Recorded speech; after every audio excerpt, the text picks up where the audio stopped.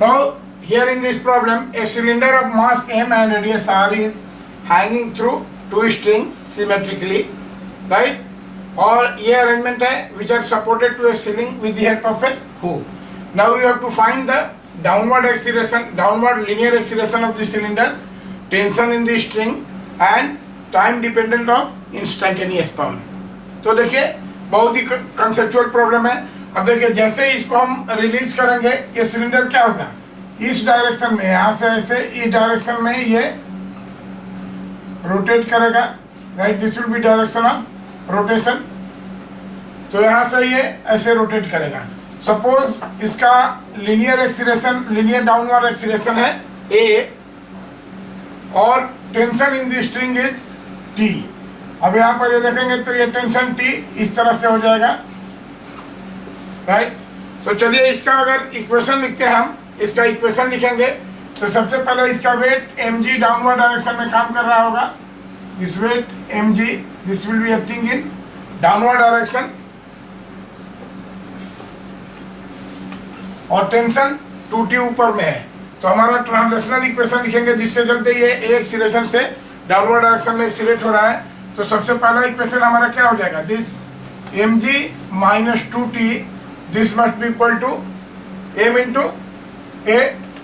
Now this is equation number 1. Second, अगर rotational equation लिखते हैं तो देखिए इस पर टॉर्क कितना लगेगा, 2t, t और t, 2t into r. This torque is 2t into r and this must be equal to I into alpha. Cylinder है इसलिए I अल्फा को सीधे हम लिख सकते हैं mr square into half mr square by 2. This is half m r square into alpha, right. और ये देखिए अब यहाँ से अल्फा और third equation, now this is equation number 2 and what will be third equation. Third equation will be equal to, चूंकि slipping नहीं है, कहीं स्लीपिंग नहीं है, therefore alpha is equal to a by r, right. Alpha is equal to a by r. This is equation number 3. अब देखिए इस alpha is equal to a by r को इक्वेशन नंबर 3 में रखेंगे तो इस अल्फा का सीधे वैल्यू रख दिए यहाँ a बाई r. तो क्या मिल जाएगा, देखिए r से r कैंसिल हो गया और इस r से r कैंसिल हो गया. Directly we can find the value of 2t, जिसको इक्वेशन 1 में रख करके हम a का वैल्यू कैलकुलेट कर सकते हैं, राइट. अब देखिए तो देयरफॉर देखिए यहाँ से 2t का वैल्यू कितना आ गया, half m into a.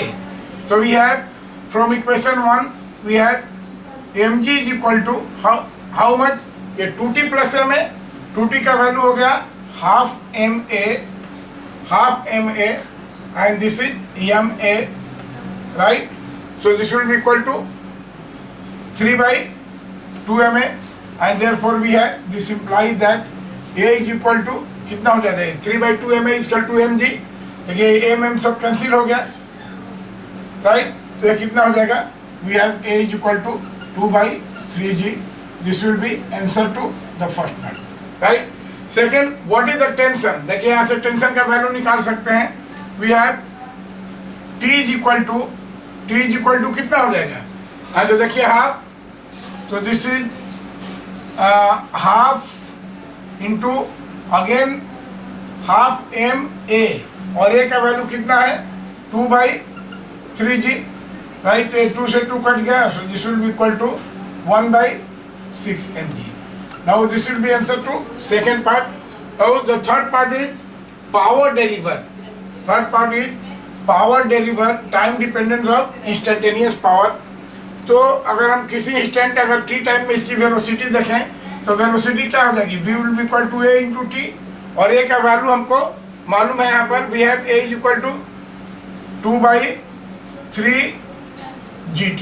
Now this is velocity, right. So we have power deliver, instantaneous power deliver is equal to, due to gravity is equal to what will be this, this is simply f into v, f into v. Now f क्या लग रहा है, इस पर force लग रहा है, this is mg और v का वैल्यू कितना है 2 by 3 gt. Now this is 2 by 3 gt. तो देखिए यहाँ से this will be equal to 2 by 3 mg square t. This will be answer to third part.